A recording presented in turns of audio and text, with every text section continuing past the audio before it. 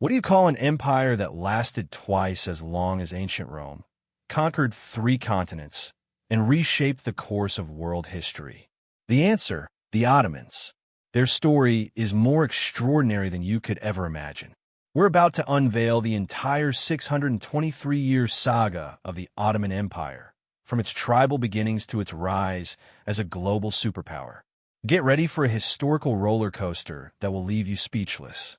This is where the roots of the Ottoman legend begin. The origins of the Ottoman Empire can be traced back to the Kayi tribe, a branch of the Oghuz Turks. These nomadic warriors hailed from the sweeping steppes of Central Asia, renowned for their martial spirit and legendary skill in battle.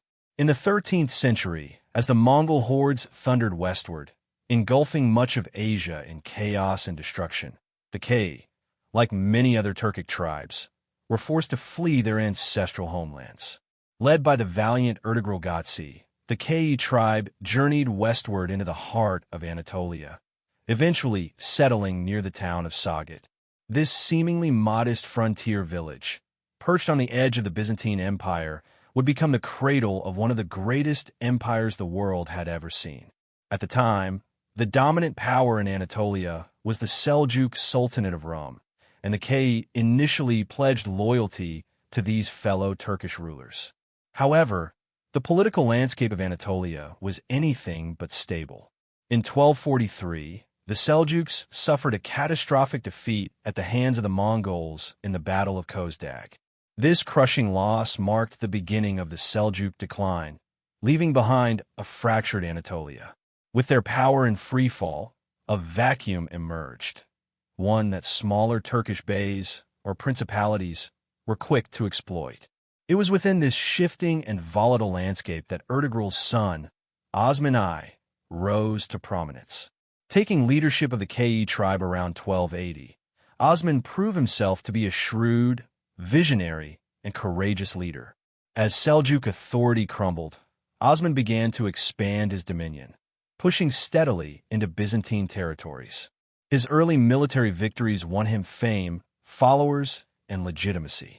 Tribes from all directions began to rally to his banner, drawn by both opportunity and a shared belief in his cause. A pivotal element in the Ottomans' rapid ascent was their embrace of the Gotsi identity, a sacred mantle bestowed upon warriors fighting for Islam. In the lawless frontiers of Anatolia, this identity held powerful allure. It not only granted spiritual significance to their conquests, but also helped to attract warriors from neighboring tribes and even converts from Christian lands, men eager for spoils, status, and a place in history. And then came the dream that would shape a destiny. According to Ottoman legend, Osman once experienced a visionary dream. From his chest sprang a mighty tree whose branches stretched far and wide, covering the entire world. Beneath its shade stood great cities, rivers, and mountains, a symbol of dominion and peace. This dream was interpreted as a divine omen of the future greatness of the Ottoman state. Osman's dream would go on to inspire not only his followers but generations of sultans to come, who believed their rule was not just strategic, it was ordained by fate. This was no ordinary tribe. This was the genesis of an empire. While Osman's dream foretold greatness, it was his practical actions that transformed this vision into reality. The rise of the Ottoman Empire was driven by a delicate balance of military power and political astuteness, which ultimately reshaped the map of Anatolia. Osman I, also known as Osman Gotsi, succeeded his father Ertugrul, taking control of the small frontier principality and beginning the process of expanding its influence. His strategic decisions and charismatic leadership laid the foundation for an empire that would endure for centuries to come. In 1299, Osman made a bold and fateful move that would forever alter history. He declared independence from the declining Seljuk Sultanate, effectively marking the birth of the Ottoman Empire. This act of defiance was not just symbolic. It was a calculated risk designed to position the Ottomans to seize the power vacuum left by the crumbling Seljuk state. With newfound autonomy, Osman turned his attention to the weakened Byzantine frontier towns. His forces, driven by the Gotsi warrior ethos, targeted key strongholds that would solidify their presence in the region. The captures of Beylik, Yenishehir, and Inagol were monumental victories that demonstrated the growing strength of the Ottoman state. These conquests not only expanded Ottoman territory, but also provided strategic footholds for further expansion. The Ghazi warrior ethos became a potent force that fueled Ottoman expansion. This ideology, which combined religious zeal with military prowess, attracted fighters who were committed to spreading Islam into Christian lands. The promise of both conquest and religious duty drew warriors from diverse backgrounds, swelling the ranks of Osman's forces and providing a steady stream of motivated soldiers. As the Ottoman state grew, so too did the need for effective organization and administration. Osman recognized that military success alone would not secure the longevity of his empire. Therefore, he established Yenishehir as the first administrative center, creating a hub from which he could manage his expanding territories. This move demonstrated Osman's foresight in recognizing that governance, as much as military conquest, was crucial for building a lasting empire. One of the early strengths of the Ottoman military was its flexibility and inclusivity. Osman developed a system that incorporated both Turkic nomads and Christian mercenaries, creating a diverse and formidable fighting force. This approach not only enhanced their military capabilities, but also laid the foundation for the multicultural empire the Ottomans would eventually become. By embracing warriors from various backgrounds, Osman created a military that was both adaptable and capable of confronting a wide range of challenges. Perhaps one of the most significant military campaigns of Osman's reign was the Siege of Bursa. This long-term operation began under Osman's leadership, though the city would not fall until after his death in 1326, under the rule of his son, Orhan Ghazi. The Siege of Bursa showcased the Ottomans' growing military capabilities and their ability to carry out prolonged campaigns against well-fortified Byzantine cities. In 1326, as Orhan took the reins of power, the Ottoman state stood at a pivotal crossroads. What began as a small principality was on the cusp of transformation, and Orhan's reign would see it evolve from a frontier beylik into a formidable empire that spanned 2 continents.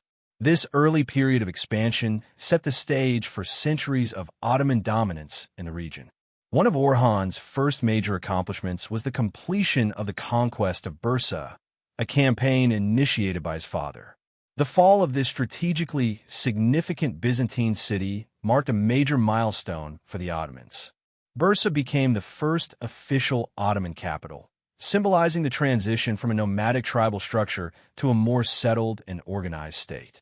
This transformation was further solidified by Orhan's introduction of the first Ottoman currency, the silver aki, which helped standardize trade and taxation within the growing empire. Recognizing the need for more structured administration, Orhan established a centralized bureaucracy.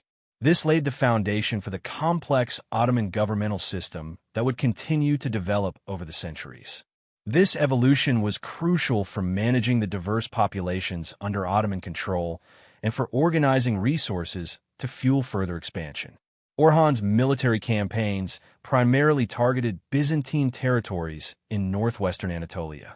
By 1331, the Ottomans had captured the city of Nicaea, known to the Turks as Iznik. This former Byzantine capital had long served as a symbol of Christian resistance in Anatolia, and its fall represented a decisive blow to Byzantine power in the region.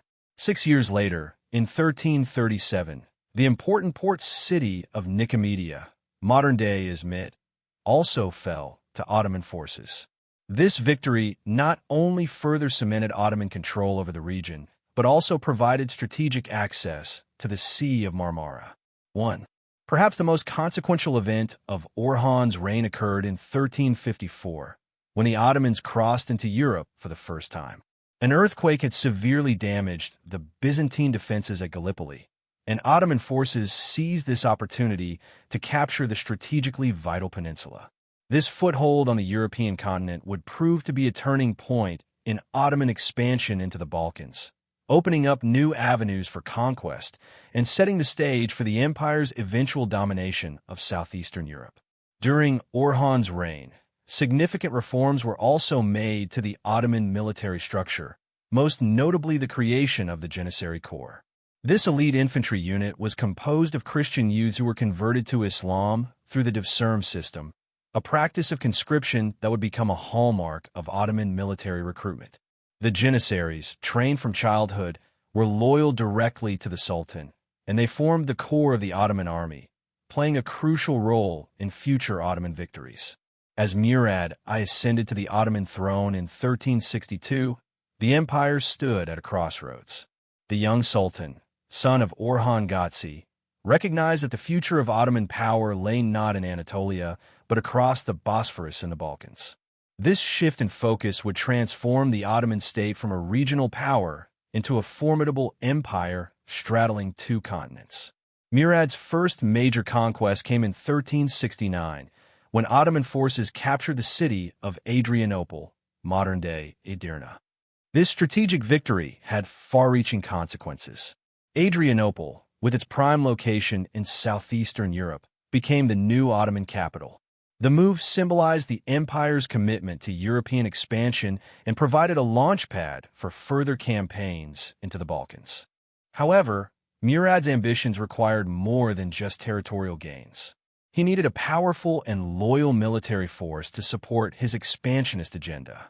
To this end, Murad formalized and expanded the devsirme system, a controversial practice that involved the systematic recruitment of Christian boys from conquered territories.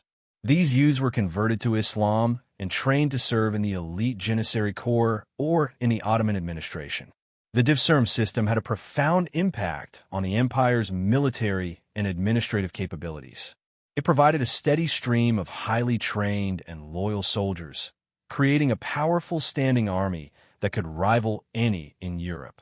Moreover, it helped integrate conquered populations into the Ottoman system, as some of these recruits rose to high positions within the empire's hierarchy.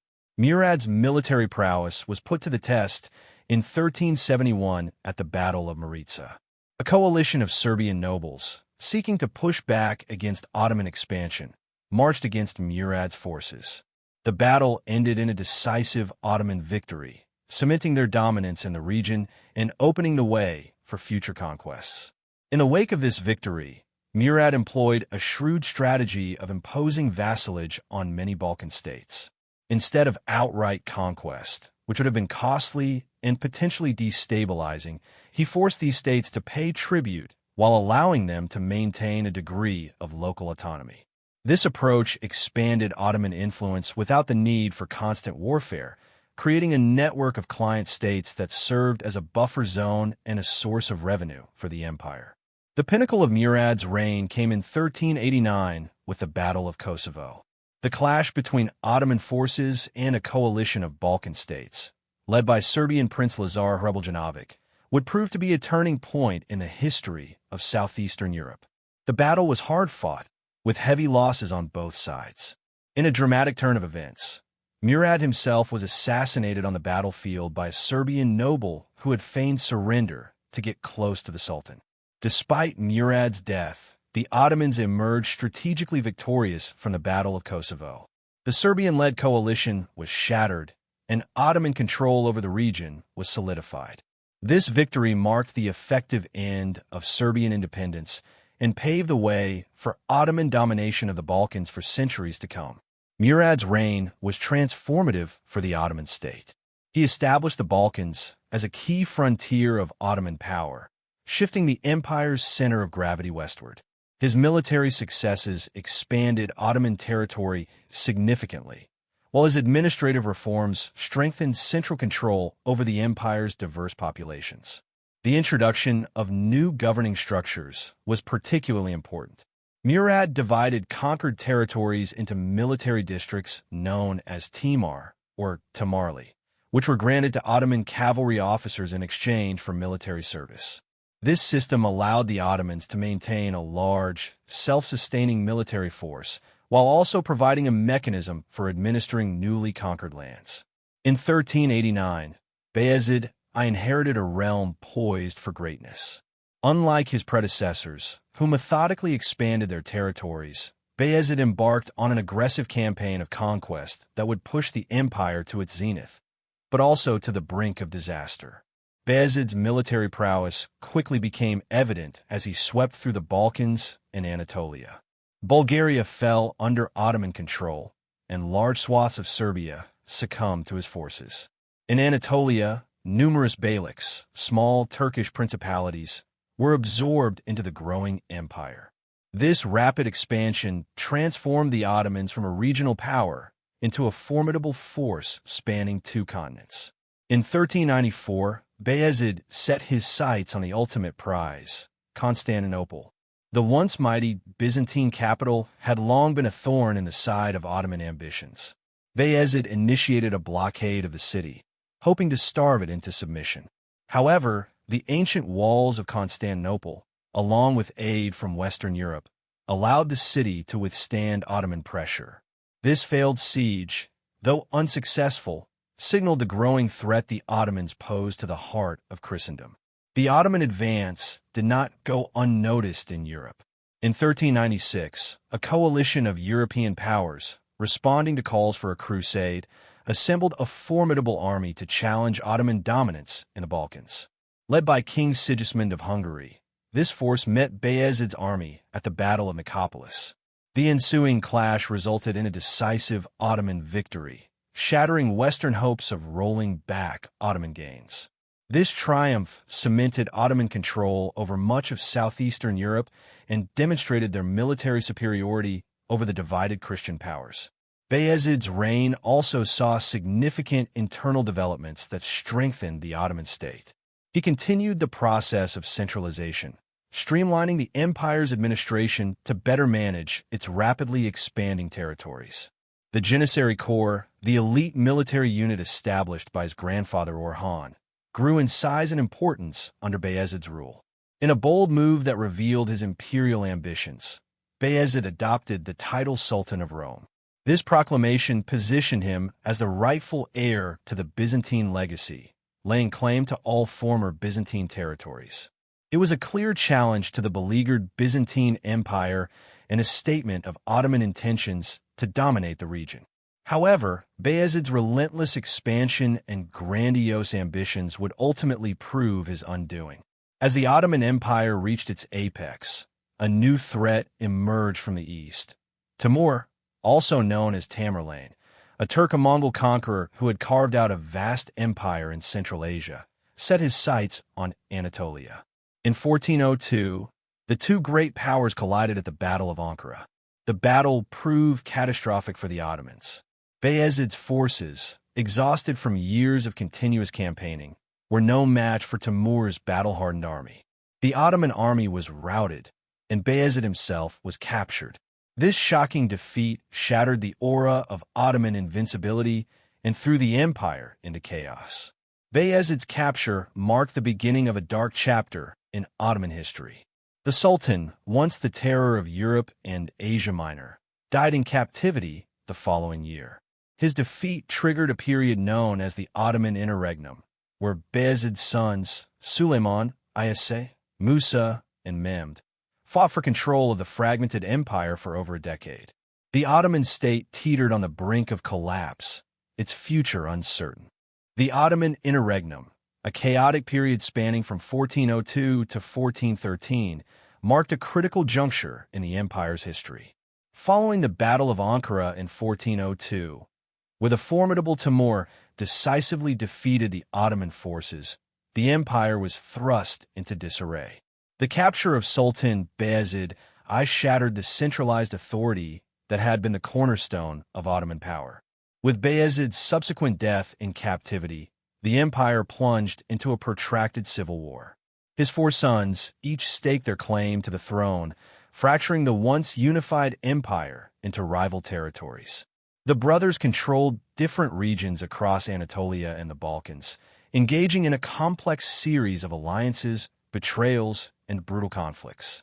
This fragmentation was further exacerbated by Timur's deliberate strategy to weaken Ottoman control by restoring semi-independent beyliks in Anatolia. Timur effectively dismantled the carefully constructed Ottoman power structure in the region. These newly empowered beys, eager to assert their independence, added another layer of complexity to the already volatile political landscape. The consequences of this internal strife were far-reaching. The Ottoman Empire's rapid expansion, which had been a hallmark of its rise to power, ground to a halt. Former vassal states in the Balkans, sensing weakness in their once mighty overlord, seized the opportunity to reclaim their independence. The empire that had struck fear into the hearts of its neighbors now found itself struggling to maintain control over its existing territories. As the civil war raged on, the empire's resources were steadily drained. The conflict consumed not only the military might of the Ottomans, but also their economic and administrative capabilities. Internal unrest became widespread as the population suffered under the weight of constant warfare and political instability. The brothers' struggle for supremacy played out across the empire's territories. Suleiman initially held sway in the European provinces, while Isa controlled much of western Anatolia. Mehmed, the youngest, maintained his base of power in north-central Anatolia. Musa, initially allied with Mehmed, later turned against him in a bid for power in the Balkans. The conflict saw numerous twists and turns. Suleiman, despite his initial strong position, was eventually defeated by Musa in 1411. Musa's reign in the European provinces was short-lived, however, as Mehmed, with support from the Byzantine Empire and Manuel II Palaiologos, crossed into Europe and defeated him in 1413. By 1413, the Ottoman state's vulnerability became glaringly apparent. The dispute over succession highlighted the potential for dynastic conflicts to tear apart even the most powerful of empires. It underscored the critical importance of strong, centralized leadership in maintaining the cohesion of such a vast and diverse state. The interregnum also had profound effects on Ottoman military and administrative structures. The Timar system, which had been a cornerstone of Ottoman military organization, was disrupted as different factions awarded land grants to secure loyalty. This would have long-lasting implications for the empire's ability to maintain its military structure and governance. Strength from the ashes of conflict. A new leader emerges. A new leader emerged from the ashes of the Ottoman interregnum to reshape the empire. Mehmed I, the youngest son of Bayezid I, rose to power in 1433 after a decade of civil war. His task was monumental: to transform a fractured state back into a formidable power. The civil war had left deep scars, but Mehmed's reign would prove crucial in restoring the empire's strength and setting the stage for future expansion. Mehmed's first challenge was to reclaim lost territories and re-establish Ottoman dominance in Anatolia. He faced the daunting task of reintegrating rebellious beyliks that had regained autonomy during the civil war. These small principalities, once loyal to the Ottoman banner, now resisted central authority. Mehmed employed a combination of diplomacy and military force to bring them back into the fold. He negotiated with some bey leaders, offering them positions within the Ottoman administration in exchange for their allegiance. For those who refused, Mehmed launched targeted military campaigns, gradually reasserting Ottoman control over the Anatolian heartland. The Balkans presented another complex challenge. During the interregnum, many former vassal states had seized the opportunity to break free from Ottoman influence. Mehmed worked tirelessly to reassert Ottoman vassalage over key regions like Serbia and Wallachia. His approach was nuanced, recognizing that outright conquest might provoke united resistance. Instead, he used a mix of diplomatic pressure, strategic alliances, and limited military interventions to maintain Ottoman influence in the region. Mehmed's efforts to secure the empire's borders were not limited to reconquest. He also sought to build alliances with neighboring states, recognizing the importance of stability for the empire's recovery. This diplomatic approach helped to create buffer zones and reduce the immediate threats to Ottoman territory, allowing him to focus on internal consolidation. The Byzantine Empire, though a shadow of its former self, remained a thorn in the Ottoman side. Constantinople, the jewel of the Eastern Mediterranean, still stood as a symbol of Byzantine resilience. However, Mim chose a path of calculated restraint rather than launching a costly siege that might strain his recovering empire. He maintained a delicate balance of pressure and diplomacy with the Byzantines, keeping Constantinople contained while allowing himself to focus on more pressing matters of imperial reconstruction. Internally, Mim faced the enormous task of rebuilding the administrative system that had been severely disrupted during the Civil War. He worked to re-establish the Timur system, the backbone of Ottoman military and administrative organization. This involved reassigning land grants to loyal supporters and ensuring that the cavalry forces, so crucial to Ottoman military success, were properly maintained and equipped. Economic recovery was another key focus of Mem's reign. The years of civil war had severely disrupted trade networks, both within the empire and with neighboring states. Mem took steps to re-establish these vital economic arteries. He encouraged commerce by improving roads, protecting merchant caravans, and negotiating trade agreements with neighboring powers. These efforts gradually revitalized the Ottoman economy, filling the imperial coffers and providing the resources needed for future expansion. As Mem's reign drew to a close, the Ottoman Empire stood on the precipice of a new era. Murad II and the challenges of continuity. In 1421, Murad II ascended to the throne, inheriting a realm that had only recently emerged from the turmoil of civil war. The young sultan faced immediate challenges that threatened to unravel his father's hard-won stability. Internal rebellions simmered, while external threats loomed, both from the Byzantine Empire and rival Anatolian beyliks. Murad's first test came early in his reign when he confronted a major revolt supported by the Byzantines. This rebellion, which sought to exploit the perceived weakness of the new sultan, threatened to undo the careful work of restoration undertaken by Mehmed I.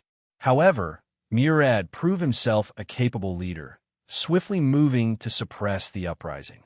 His decisive action not only solidified his position on the throne, but also reasserted Ottoman control over key Anatolian territories that had wavered in their loyalty.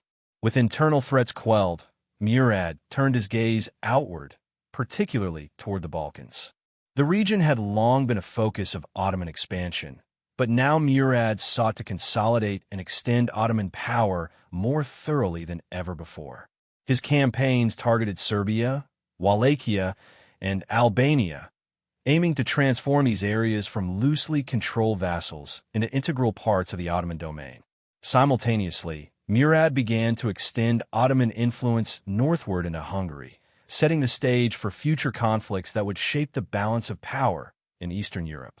The pinnacle of Murad's military achievements came in 1444 at the Battle of Varna. This engagement pitted Ottoman forces against a formidable Christian coalition led by Polish and Hungarian forces. The Crusaders, emboldened by recent successes and hoping to push the Ottomans out of Europe, marched confidently into battle. However, Murad's tactical acumen and the discipline of his troops proved decisive. The Ottoman victory at Varna not only shattered the Christian alliance, but also secured Ottoman dominance in the Balkans for generations to come. Despite this triumph, Murad's reign was not without its persistent challenges. Chief among these was the ongoing resistance led by the Albanian leader Skanderbeg. Skanderbeg's rebellion, which began in 1443, would prove to be a thorn in the side of Ottoman control in the region for decades. The Albanian leader's guerrilla tactics and intimate knowledge of the mountainous terrain frustrated Ottoman attempts to fully subdue the area, showcasing the limits of Ottoman power even at the height of their Balkan dominance. In a surprising move that demonstrated both the complexity of Ottoman politics and Murad's own character, the Sultan temporarily abdicated the throne in favor of his son Mehmed II in 1444. This decision, likely motivated by a desire for respite from the burdens of rule, proved short-lived. The instability caused by having a youthful and inexperienced ruler during a time of ongoing conflict soon became apparent. Recognizing the potential dangers, Murad returned to power shortly after, reassuming control of the empire he had so carefully shaped. The later years of Murad's reign were marked by a focus on consolidation and preparation. Understanding the importance of secure borders for the empire's future expansion, Murad invested heavily in strengthening Ottoman fortresses throughout the Balkans and Anatolia. These fortifications served not only as defensive bulwarks, but also as launching points for future campaigns, embodying the forward-thinking strategy that characterized Murad's leadership. The rise of Mehmed II and the fall of Constantinople. As Murad II's reign drew to a close, the Ottoman Empire stood poised on the brink of a new era. In 1451, a young and ambitious sultan ascended the throne with his eyes fixed on a prize that had eluded his predecessors for centuries: Constantinople. Barely 19 years old, Mehmed II harbored a singular vision: the conquest of the Byzantine capital, a symbol of the Eastern Roman Empire for over a millennium. Mehmed's preparations were meticulous and far-reaching. Understanding the strategic importance of controlling access to the city, he ordered the construction of a massive fortress on the European side of the Bosphorus Strait. This imposing structure, known as Rumeli Hizari, was completed in just 4 months. Its cannons could now control naval traffic, effectively cutting off potential aid to Constantinople from the Black Sea. But Mehmed's most formidable weapon was yet to come. He enlisted the services of a Hungarian engineer named Orban, who designed and cast a series of enormous cannons. These behemoths, some measuring over 8 meters in length, were capable of hurling stone balls weighing up to 600 kilograms, an unprecedented force in siege warfare. In April 1453, Mehmed launched his assault on Constantinople. The city's defenses, which had repelled attacks for over a millennium, now faced their greatest test. For 53 days, the Ottoman forces battered the ancient walls with relentless cannon fire. Inside the city, the Byzantine Emperor Constantine XI and his outnumbered defenders fought desperately to hold their ground. The siege reached its climax on May 29, 1453. In the early hours of the morning, Ottoman troops breached the walls and poured into the city. The last vestiges of the Byzantine Empire fell in the fierce street fighting that followed. By nightfall, the Ottomans had achieved what many had thought impossible. Constantinople, the heart of the Eastern Roman Empire for over 1,000 years, had fallen. Mehmed wasted no time in transforming his hard-won prize. He immediately set about restoring and revitalizing the city, which had suffered from years of decline and neglect. The young sultan envisioned a new imperial capital that would rival the greatest cities of the world. He encouraged immigration from across his realm, bringing in skilled artisans, scholars, and merchants to repopulate the city. In a stroke of political and religious symbolism, Mehmed converted Hagia Sophia, the great cathedral of Eastern Christianity, into a mosque.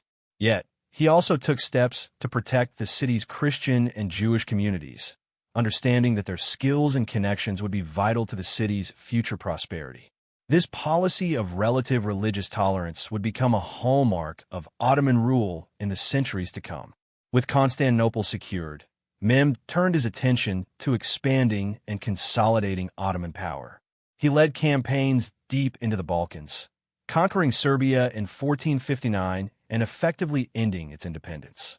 The following year saw the fall of Morea in southern Greece, and in 1461, the Empire of Trebizond on the Black Sea coast surrendered to Ottoman forces. These conquests eliminated the last vestiges of Byzantine rule and solidified Ottoman control over the region. Mehmed's ambitions stretched beyond the immediate vicinity of his new capital. He launched campaigns into Bosnia and Albania, facing fierce resistance from local leaders like Skanderbeg. In Anatolia, he brought the remaining Turkish beyliks under Ottoman control, creating a more unified Turkish state. His forces even crossed the Black Sea to secure control over the Crimean Peninsula, extending Ottoman influence into the steppes of Eastern Europe. The Sultan's military successes were matched by his efforts to strengthen the empire's institutions. He overhauled the Ottoman legal system, issuing a new code of laws that would serve as the foundation for Ottoman governance for centuries. He also patronized the arts and sciences, attracting scholars and artists from across the Islamic world to his court in Istanbul. The reign of Bayezid II, a shift from conquest to consolidation.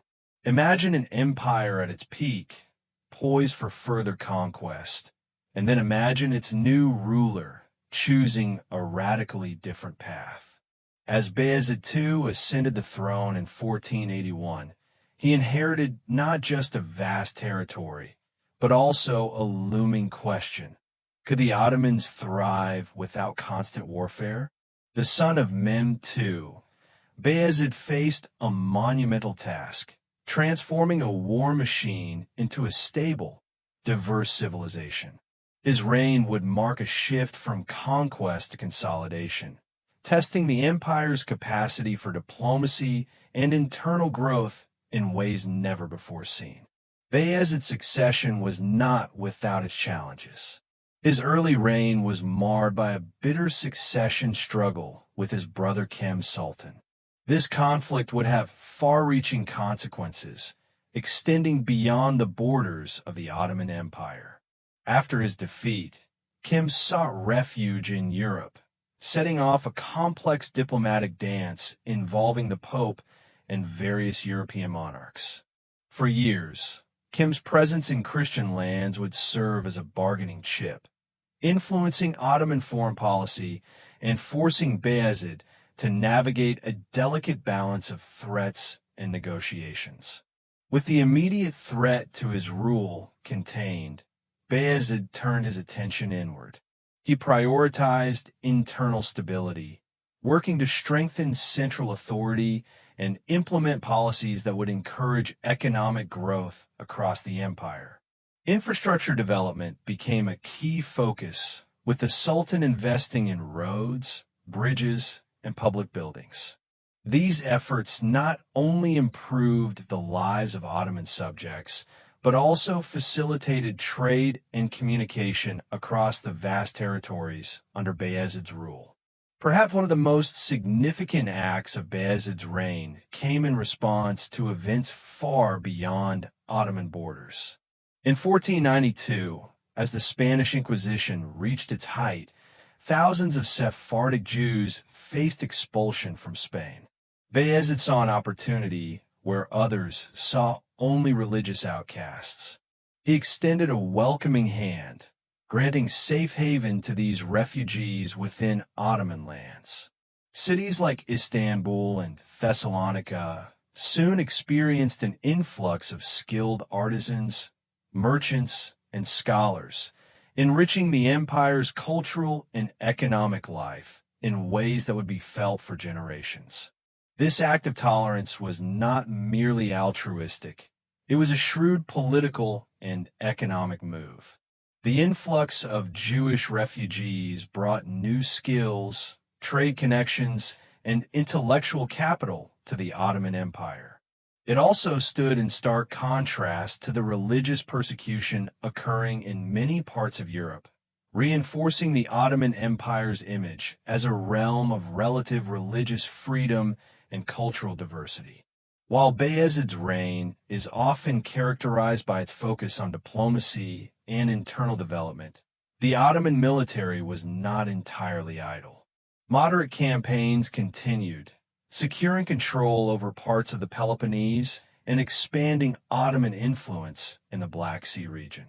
The navy, though not yet the dominant force it would become under future sultans, was strengthened during this period. These efforts ensured Ottoman presence in key maritime trade routes and defended the empire's interests in the Mediterranean. Bayezid's approach to foreign relations was marked by a careful balance of diplomacy and strategic military pressure. He maintained complex relationships with European powers such as Venice and the Habsburg Empire, often using the threat of Ottoman military might as a tool for negotiation rather than outright conquest.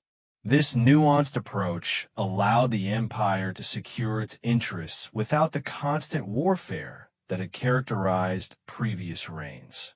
The Sultan's emphasis on religious tolerance extended beyond his welcome of Jewish refugees.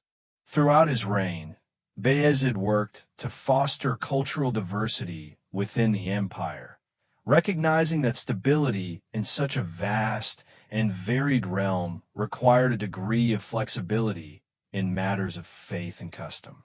This policy not only helped maintain internal peace, but also contributed to the empire's reputation as a cosmopolitan center of trade and culture.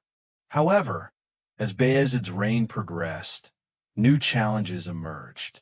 The rise of the Safavid dynasty in Persia presented a growing threat to Ottoman interests in the east. Simultaneously, internal dissent began to simmer, with some factions calling for a return to the more aggressive expansion policies of previous sultans. These pressures would ultimately lead to Bayezid's forced abdication in favor of his son Suleiman I in 1512. Suleiman I, also known as Yavuz or the Grim, seized power through a combination of political maneuvering and ruthless ambition. His ascension marked the beginning of a brief but transformative reign that would alter the course of Ottoman history and reshape the balance of power in the Middle East. Selim's first order of business was to secure his position on the throne with calculated precision. He eliminated potential rivals, including his own brothers and numerous high-ranking officials. This brutal consolidation of power earned him his ominous moniker and ensured that his rule would be absolute and unchallenged. Unlike his father, Bayezid II, who focused on diplomatic relations and internal stability, Selim set his sights eastward. The rising power of the Safavid Empire in Persia had become a significant concern for the Ottomans. The Safavids, with their Shia Islamic ideology, posed not only a military threat, but also an ideological challenge to the Sunni Ottoman state. Selim's response was swift and decisive. He launched a series of campaigns against the Safavids, culminating in the Battle of Calderon in 1514. This pivotal engagement showcased the superiority of Ottoman military tactics and technology. The Ottoman forces, equipped with firearms and artillery, overwhelmed the Safavid cavalry, securing a crushing victory. The Battle of Calderon not only safeguarded Ottoman control over Anatolia, but also marked the beginning of a centuries-long rivalry between the Ottoman and Safavid empires. With his eastern flank secured, Selim turned his attention southward to the Mamluk Sultanate of Egypt, which controlled vast territories, including Syria and the holy cities of Mecca and Medina. In a campaign lasting less than 2 years, Selim's forces decisively defeated the Mamluks in 2 major battles, Marj-Dabak in 1516 and Redania in 1517. The conquest of Mamluk territories had far-reaching consequences for the Ottoman Empire. It brought Egypt, Syria, and the Hijaz under Ottoman control, vastly expanding the empire's territory and resources. The acquisition of Egypt, with its fertile Nile Valley and control over important trade routes, significantly boosted the empire's wealth and economic power. Perhaps even more significant was the religious and political implication of this conquest. With control over Mecca and Medina, the holiest sites in Islam, Selim was able to claim the title of Caliph of Islam. This move transformed the Ottoman Sultan from merely a powerful Muslim ruler into the recognized religious and political leader of the entire Muslim world. The impact of Selim's conquests on Ottoman society and culture was profound. The empire now encompassed a vast territory, stretching from the Balkans to Egypt, incorporating diverse populations and cultures. This newfound diversity brought new challenges in governance, but also enriched Ottoman culture as ideas, art, and scholarship flowed more freely across the expanded empire. Selim's reign also saw significant developments in Ottoman naval power. Recognizing the strategic importance of maritime control, he invested in expanding and modernizing the Ottoman fleet. This laid the groundwork for future Ottoman naval dominance in the Mediterranean and Indian Ocean, which would reach its zenith under his successor. When Suleiman I died unexpectedly in 1520, he left behind an empire transformed. In just 8 years, he had nearly doubled the size of Ottoman territories, secured the empire's eastern borders, and elevated the Ottoman Sultan to the position of caliph. The stage was set for what would become known as the Golden Age of the Ottoman Empire under his son and successor, Suleiman the Magnificent.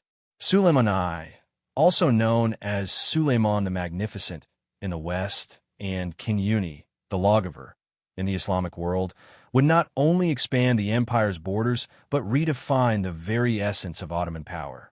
Suleiman wasted no time in asserting Ottoman dominance. In 1521, he captured Belgrade, a strategic fortress that had long resisted Ottoman advances. This victory opened the way for further expansion into Central Europe. Just 5 years later, at the Battle of Mohacs in 1526, Suleiman's forces decisively defeated the Hungarian army, effectively ending Hungarian independence and establishing Ottoman control over much of the region. Suleiman's ambitions knew no bounds. In 1529, he set his sights on Vienna, the heart of Habsburg power. The first siege of Vienna marked the farthest reach of Ottoman expansion into Europe. Although ultimately unsuccessful in capturing the city, the siege sent shockwaves through European courts, cementing the Ottoman Empire's reputation as a formidable military power. Suleiman's conquests were not limited to land. Under the leadership of the brilliant naval commander Barbarossa Hayreddin Pasha, the Ottoman navy achieved supremacy in the Mediterranean. This naval dominance allowed for the expansion of Ottoman control along the North African coast and into the Middle East. By the mid-16th century, the Ottoman Empire stretched from Hungary to Yemen and from Algeria to Mesopotamia, encompassing an unprecedented expanse of territory. But Suleiman's legacy extended far beyond military conquests. His reign saw a comprehensive overhaul of the Ottoman legal system, earning him the title the lawgiver. He implemented reforms that touched every aspect of Ottoman society, from criminal law to land management. These legal innovations would shape Ottoman governance for centuries to come. The Sultan's court became a beacon of cultural and artistic achievement. Under Suleiman's patronage, Ottoman architecture reached new heights. The renowned architect Mimar Sinan designed some of the empire's most iconic structures, including the magnificent Suleiman I Mosque in Istanbul. This architectural masterpiece, with its soaring domes and slender minarets, stands as a testament to the artistic heights achieved during Suleiman's reign. Literature and the arts flourished as well. Poetry, calligraphy, and miniature painting reached unprecedented levels of sophistication. Suleiman himself was an accomplished poet, writing under the pen name Muhibi. His verses, filled with themes of love and spirituality, showcased the refined sensibilities of the Ottoman court. Suleiman's personal life was as intriguing as his public achievements. His marriage to Hurrem Sultan, also known as Roxolana, broke with Ottoman tradition. A former slave who rose to become Suleiman's legal wife, Hurrem wielded significant influence in the imperial court. Their relationship challenged established norms and reshaped the dynamics of Ottoman royal politics. As Suleiman's reign progressed, the empire faced new challenges. Tensions with the Safavid Empire in Persia led to a series of campaigns in the east. In Europe, the Ottoman advance began to slow, facing increased resistance from Christian powers. Despite these challenges, the empire remained the dominant force in the region. In 1566, at the age of 71, Suleiman embarked on what would be his final campaign, the Siege of Sigetvar in Hungary. The campaign was intended to pave the way for a new push toward Vienna. However, fate had other plans. On September 6, 1566, as Ottoman forces besieged the fortress, Suleiman died in his tent. His death was kept a secret for weeks to prevent demoralization among the troops, a testament to the centrality of his leadership to Ottoman military and political strength. Efforts to secure Asulan's death marked the end of an era on land, but another battlefield was about to emerge. The Mediterranean Sea, once a Roman lake, had become a contested arena where empires clashed for supremacy. The Ottoman Empire, born in the heart of Anatolia, had transformed into a formidable naval power, challenging the maritime nations of Europe. In the 16th century, the Ottomans aggressively expanded their naval capabilities under the leadership of the legendary Admiral Barbarossa, also known as Hirdine Pasha. Ottoman ships patrolled the waters from the Aegean to the coast of North Africa. Barbarossa's tactical genius and daring raids struck fear into the hearts of Christian sailors, securing key victories for the empire. These triumphs allowed the Ottomans to establish control over vital trade routes and coastal territories, from Algeria to the Levant. As Ottoman naval power grew, so did tensions with other Mediterranean powers. Venice, long the queen of the Adriatic, found her commercial interests threatened. Spain, under the ambitious Habsburg monarchy, saw Ottoman expansion as a direct challenge to its dominion. The Knights of St. John, based on the island of Malta, faced increasing pressure from Ottoman fleets.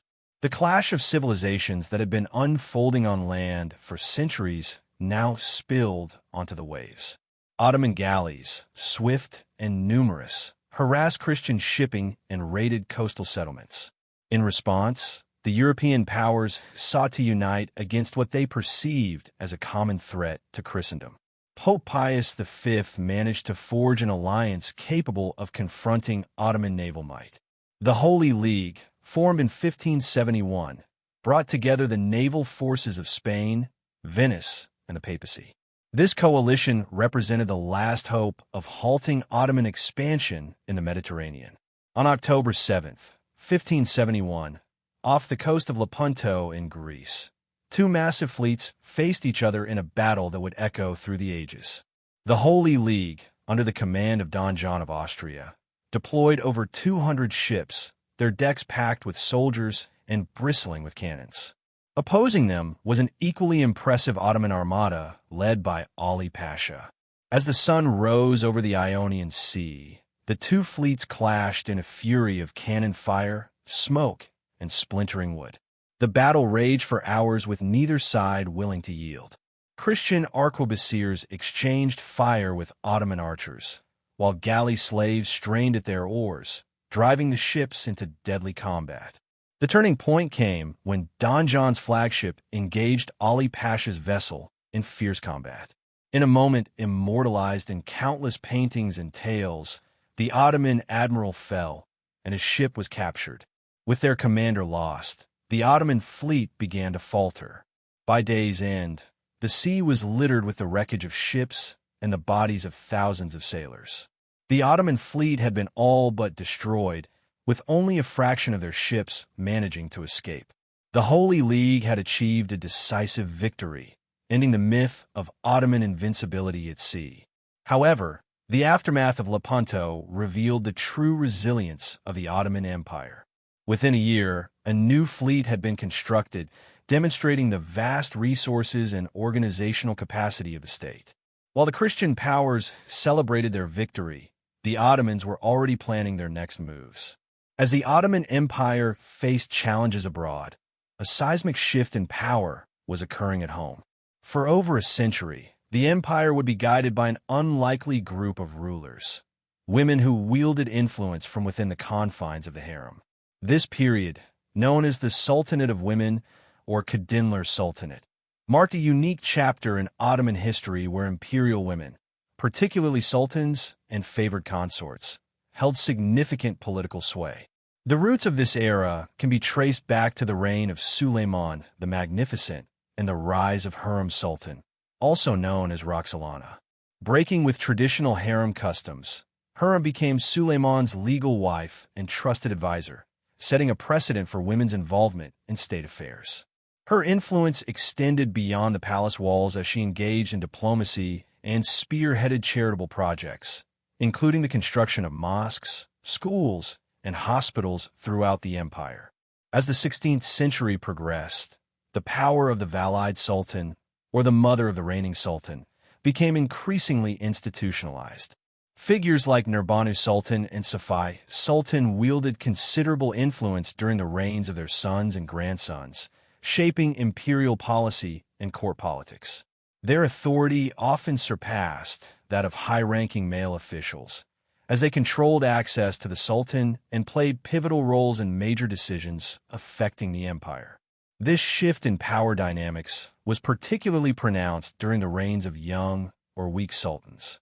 In such cases, the Valide sultans often stepped into the role of de facto regents, guiding the empire through turbulent times. Their influence extended to matters of foreign policy, domestic governance, and even military affairs, challenging traditional gender roles in the Islamic world. The era of the Sultanate of Women reached its zenith with the ascendancy of Kozum Sultan, one of the most formidable figures in Ottoman history. Serving as Valide Sultan to two of her sons and later as regent for her young grandson, Kozum wielded immense authority over imperial matters for decades. Her political acumen and strategic maneuvering allowed her to navigate the treacherous waters of court politics, maintaining her grip on power through multiple sultans' reigns. However, the increased influence of imperial women coincided with a period of growing political instability within the Ottoman state. The harem, once a secluded domain, became a hotbed of political intrigue and factional rivalry. Competing groups within the palace vied for power, often leading to intense conflicts, elaborate schemes, and even assassinations. This internal strife gradually eroded the empire's central authority, contributing to long-term administrative challenges. While the Sultanate of Women had its share of political turmoil, it also saw significant contributions to Ottoman culture and society. Many of these powerful women were patrons of the arts and architecture, commissioning grand building projects and supporting cultural institutions. Their philanthropy extended to the establishment of charitable foundations, which provided essential services to the empire's diverse population. As the echoes of Kozum Sultan's demise faded, a new chapter in Ottoman history unfolded, one of paradoxical growth and decay. The empire stood at a crossroads of prosperity and peril, its vast territories stretching across 3 continents, connecting Europe, Asia, and Africa through a web of vital trade routes. In the bustling metropolises of Istanbul, Cairo, and Baghdad, the pulse of commerce beat strong. Markets overflowed with exotic goods from distant lands, fragrant spices, lustrous silks, aromatic coffee, and intricate textiles. The empire's coffers swelled with the profits of this thriving trade, fueling an era of economic expansion that touched every corner of Ottoman society. Yet beneath this glittering facade of prosperity, insidious cracks were forming in the empire's foundation. The influx of New World silver into European markets sent shock waves through the Ottoman economy. As the value of silver plummeted, the empire's currency suffered a catastrophic devaluation. Inflation soared, eroding the purchasing power of ordinary citizens and straining the resources of the state. In the countryside, a different story unfolded. Agricultural production expanded to meet the growing demands of urban centers and international markets. However, the burden of heavy taxation fell squarely on the shoulders of peasant farmers. Corrupt local officials, more interested in lining their own pockets than serving the needs of their constituents, exacerbated the plight of rural communities. The simmering discontent eventually boiled over into open revolt, as peasants rose up against the oppressive system that threatened their livelihoods. The once vaunted Janissary Corps, long the backbone of Ottoman military might, now cast a long shadow over the empire's political landscape. Originally composed of Christian youths conscripted through the Devshirme system and trained as elite soldiers, the Janissaries had evolved into a powerful and often volatile force within Ottoman society. Their growing involvement in palace intrigues and factional politics further destabilized an already precarious balance of power. As the central authorities' grip on the provinces weakened, local warlords, known as agas, rose to fill the power vacuum. These influential figures, often drawn from prominent families or military backgrounds, carved out their own spheres of influence, challenging the Sultan's authority and fragmenting the once unified governance of the empire. The Salali revolts in Anatolia served as a stark reminder of the empire's internal vulnerabilities. These uprisings, fueled by a toxic mix of economic hardship, political discontent, and social unrest, exposed the limitations of Ottoman control over its heartland. The central government's struggle to quell these rebellions revealed a growing disconnect between the imperial center and its periphery. Beyond its borders, the Ottoman Empire found itself locked in a perpetual struggle with formidable adversaries. To the east, the Safavid Empire of Persia posed a constant threat, forcing the Ottomans to maintain a vigilant military presence along their eastern frontier. To the west, European powers, emboldened by technological advancements and growing naval capabilities, challenged Ottoman dominance in the Mediterranean and beyond. These continuous conflicts exacted a heavy toll on the empire's military and economic resources. The need to maintain large, standing armies and finance costly campaigns strained the treasury, diverting funds from much-needed internal development and reforms. Caught in a vicious cycle, external pressures exacerbated internal weaknesses, and internal instability hindered effective responses to external threats. The year 1683 would witness a pivotal moment that would define the future of the Ottoman Empire. The clash of civilizations that would echo through the centuries occurred at the gates of Vienna, where two worlds collided in a battle that would determine the fate of an empire and reshape the map of Europe. Grand Vizier Kara Mustafa Pasha, ambitious and determined, led an Ottoman army of over 150,000 troops toward Vienna, the jewel of the Habsburg Empire. This was no mere raid or show of force. It was a calculated attempt to strike at the heart of Christian Europe and expand Ottoman influence deep into the continent. The stakes were high, and both sides understood the gravity of the situation. As July 1683 dawned, the Ottoman forces encircled Vienna, their vast numbers dwarfing the city's defenders. The siege began in earnest, with Ottoman artillery pounding the city's walls, while sappers worked tirelessly to undermine its defenses. Inside the city, Ernst Rudiger von Starhemberg rallied his outnumbered troops, aware that the fate of Central Europe hung in the balance. For 2 long months, Vienna held out against the Ottoman onslaught. The city's inhabitants faced hunger, disease, and the constant threat of breached walls, yet they persevered. Their resolve was strengthened by the knowledge that they were the last line of defense against Ottoman expansion into the heart of Europe. As summer turned to autumn, the situation for the defenders grew dire. However, unbeknownst to the Ottomans, a storm was brewing on the horizon. King John III Sobieski of Poland, answering the call of the Habsburg Emperor Leopold I, was marching to Vienna's aid with a coalition of Polish, Austrian, and German forces. On September 12, 1683, the relief army crested the Kahlenberg Hills overlooking Vienna. The sight that greeted them was one of devastation and desperation. The Ottoman camp sprawled across the landscape like a city unto itself, while Vienna's walls stood battered but unbroken. What followed was one of the largest cavalry charges in history. King Sobieski, leading his famed winged hussars, descended upon the Ottoman lines like a thunderbolt. The coalition's attack caught the Ottomans off guard, sowing chaos within their ranks. Kara Mustafa Pasha, who had been so close to victory, now found his army crumbling around him. As night fell on that fateful day, the Ottoman army was in full retreat. The Battle of Vienna had ended in a crushing defeat for the empire that had once seemed unstoppable. King Sobieski, entering the abandoned Ottoman camp, is said to have paraphrased Julius Caesar's famous quote, declaring, "We came, we saw, God conquered." The aftermath of the failed siege reverberated across Europe and the Ottoman Empire. For the Europeans, it marked a turning point, the moment when the Ottoman tide began to recede. The victory galvanized Christian Europe, leading to the formation of the Holy League in 1684, a coalition determined to push the Ottomans out of Central Europe once and for all.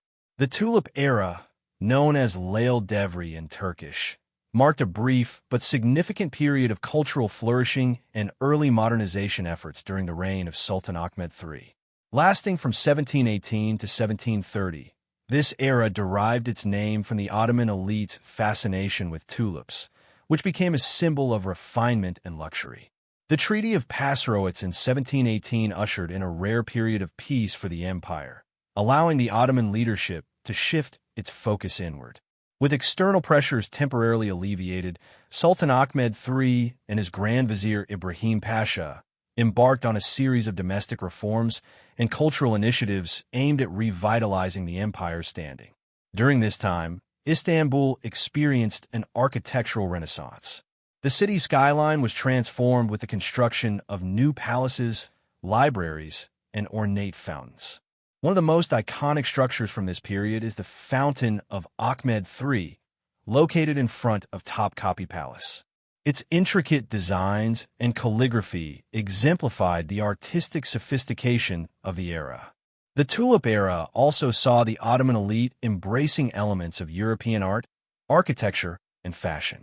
This cultural exchange was facilitated by increased diplomatic relations with Western powers, particularly France. Ottoman ambassadors were sent to European capitals, returning with new ideas and influences that would shape the empire's artistic and intellectual landscape.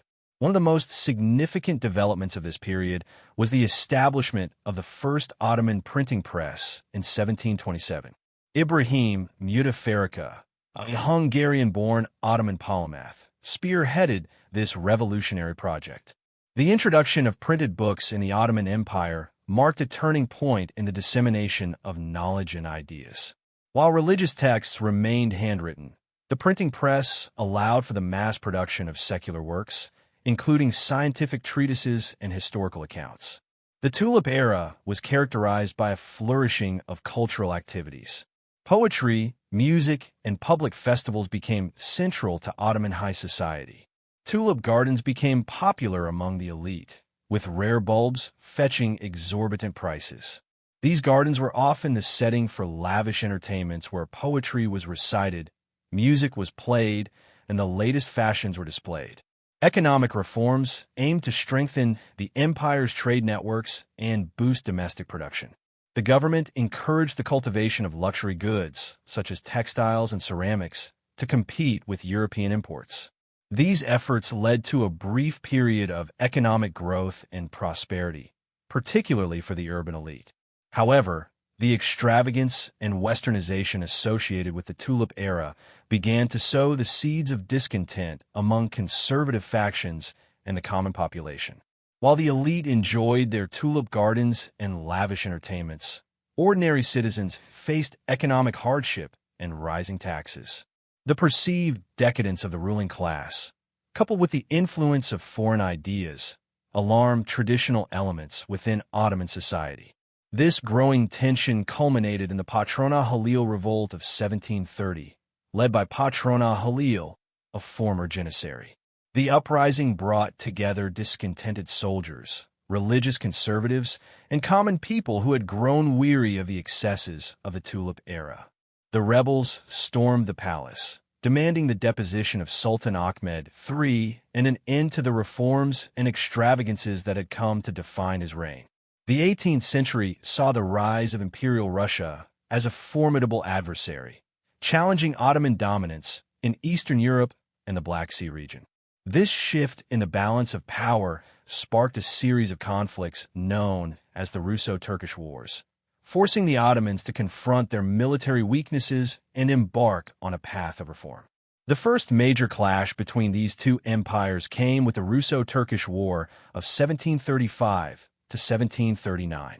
This conflict tested the Ottoman military's capabilities against the rising Russian power. While the Ottomans managed to regain control of Belgrade through the Treaty of Belgrade in 1739, they were forced to cede territory in the northern Black Sea region. This loss marked the beginning of a pattern that would define Ottoman-Russian relations for decades to come. As Russia's ambitions grew, so did its naval presence in the Black Sea. The push towards Ottoman-controlled Crimea became a focal point of tension between the two empires. The strategic importance of the Black Sea region was immense. Control over these waters meant influence over trade routes and access to warm water ports, a long-standing goal of Russian expansion. The Russo-Turkish War of 1768 to 1774 proved to be a turning point in this ongoing struggle. The conflict ended with the devastating Treaty of Kükük-Kaynarca in 1774, which dealt a severe blow to Ottoman power and prestige.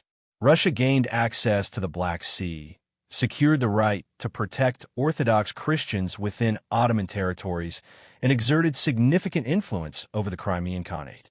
This last point was particularly crucial, as it set the stage for Russia's eventual annexation of Crimea in 1783, a loss that shook the Ottoman Empire to its core. These military defeats exposed the glaring weaknesses in the Ottoman military system. The once feared Ottoman armies, which had struck terror into the hearts of European powers for centuries, now found themselves outmatched by modern Russian tactics and technology. The need for reform became painfully apparent, prompting a series of modernization efforts aimed at revitalizing the empire's military capabilities.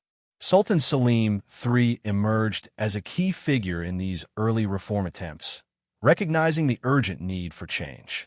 He initiated the creation of the Nizam I Setted New Order Army, a force modeled after European military structures that incorporated modern training techniques and equipment. Alongside military reforms, Selim III sought to restructure the state's financial systems to support these modernization efforts. The goal was clear: to bring the Ottoman military up to par with its European counterparts and halt the empire's decline. However, these reforms faced significant opposition from within the Janissary Corps, once the elite fighting force of the empire, which had become a powerful and conservative institution resistant to change. Many Janissaries saw the new army as a threat to their privileged position and opposed any attempts at modernization. This internal resistance created a volatile political situation, ultimately hampering the success of early reform efforts. The repeated losses in the Russo-Turkish Wars had far-reaching consequences beyond military defeats.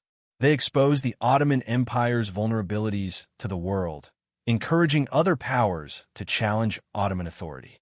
Moreover, these conflicts cemented Russia's role as the Ottoman Empire's primary rival in Eastern Europe, a dynamic that would shape regional politics for generations to come. As the Ottoman Empire entered the 19th century, it faced a stark reality: adapt or perish. The Tanzimat era, meaning reorganization, would usher in a period of unprecedented change. But could centuries-old traditions truly be reshaped by the stroke of Sultan's pen? The seeds of reform were planted during the reign of Sultan Mahmud II, who recognized the urgent need for modernization.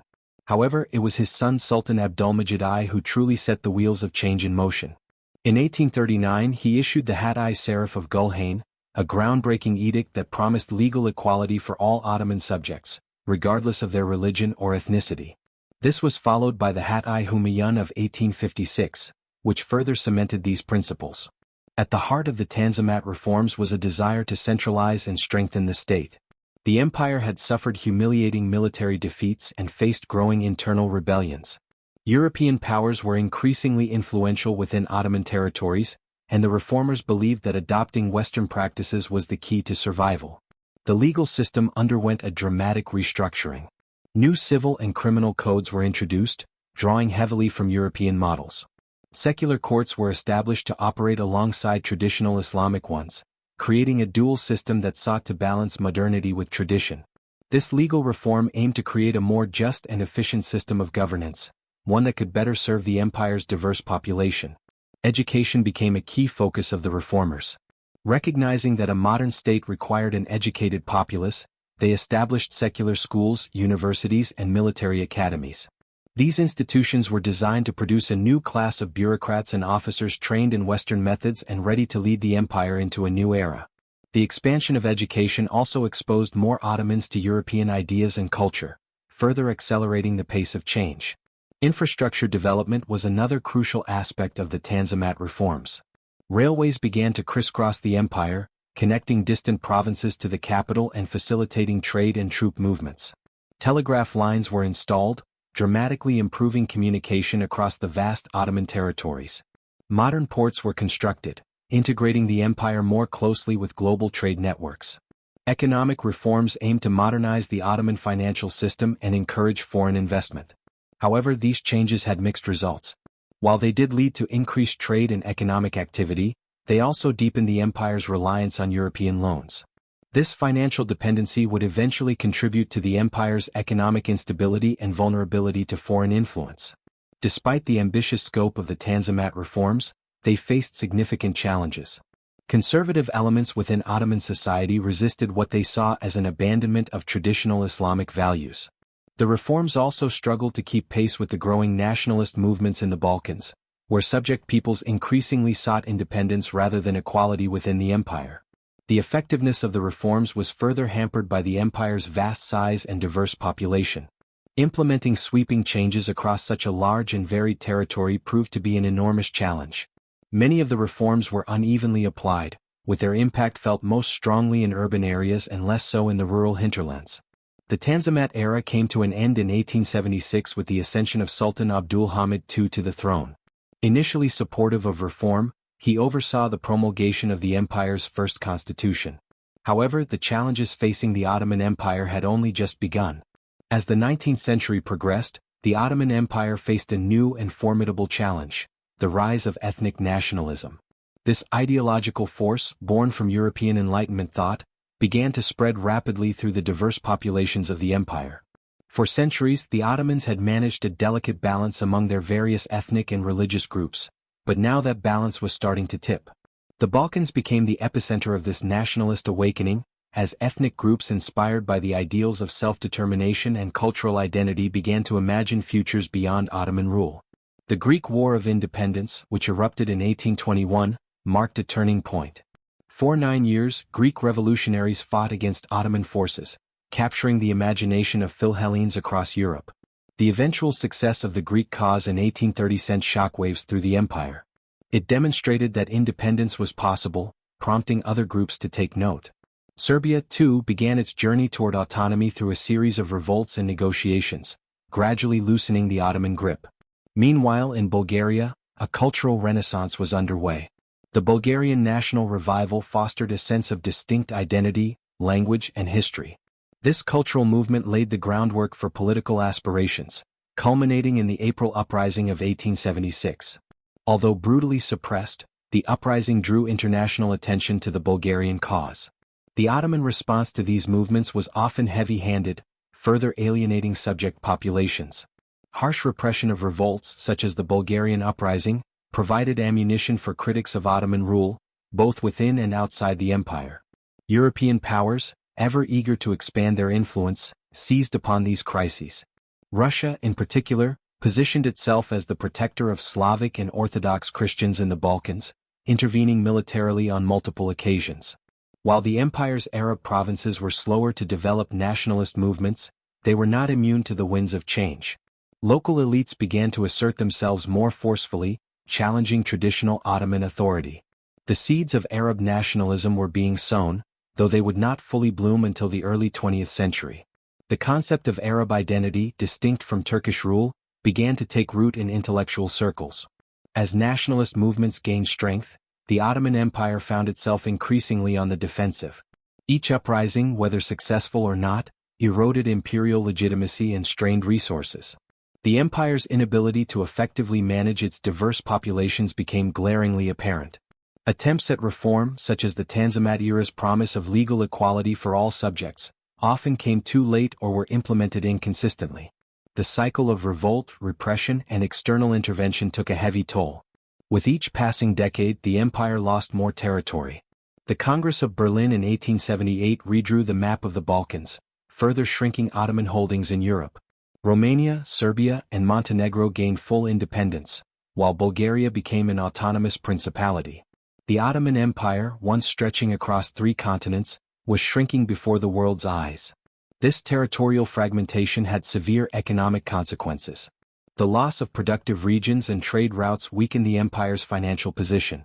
Efforts to modernize the military and bureaucracy, necessary to combat internal unrest and external threats, placed enormous strain on the treasury. The empire found itself caught in a vicious cycle. Instability led to economic weakness, which in turn fueled further instability. the dawn of the 20th century brought seismic shifts to the Ottoman Empire. In 1908, a group of reformers known as the Young Turks, organized under the Committee of Union and Progress (CUP), ignited a revolution that would reshape the empire's future.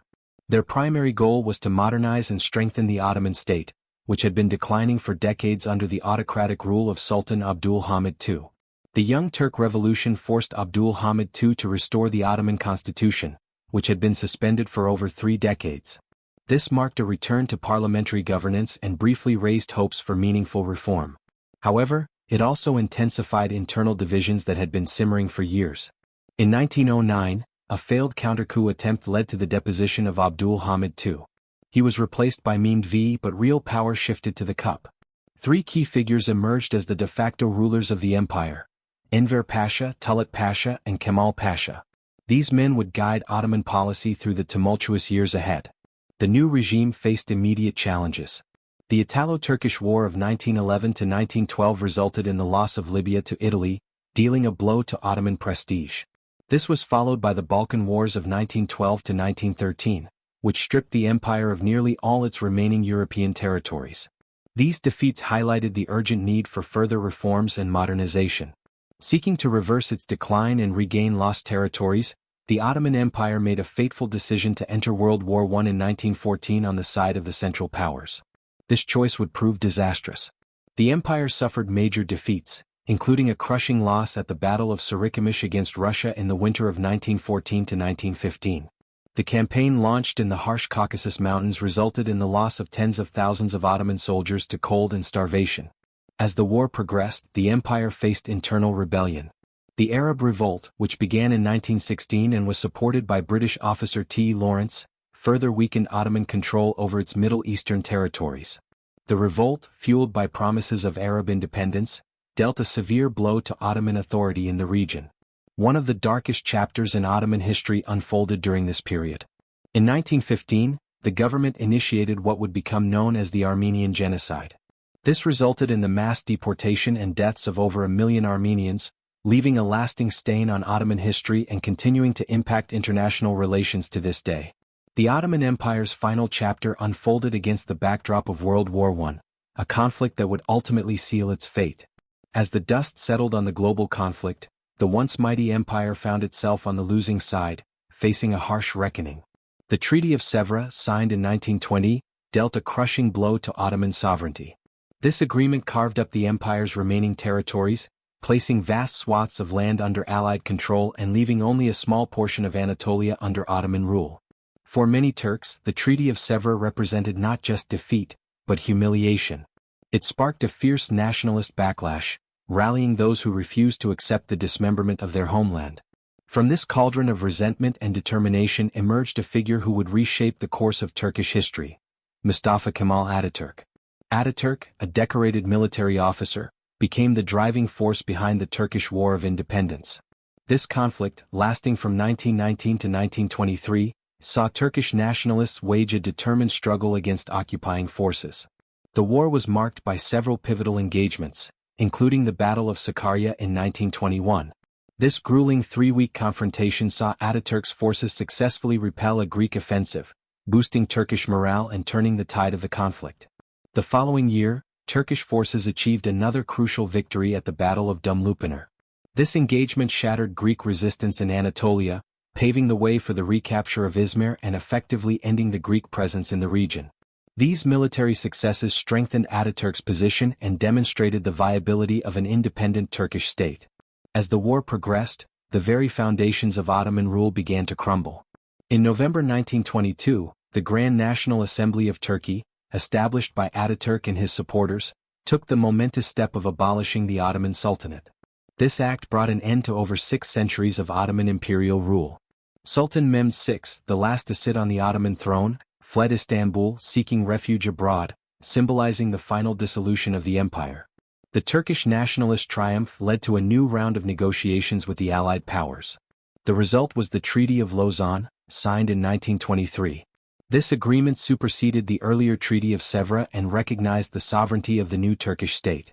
It established the borders of modern Turkey, securing Turkish control over Anatolia and eastern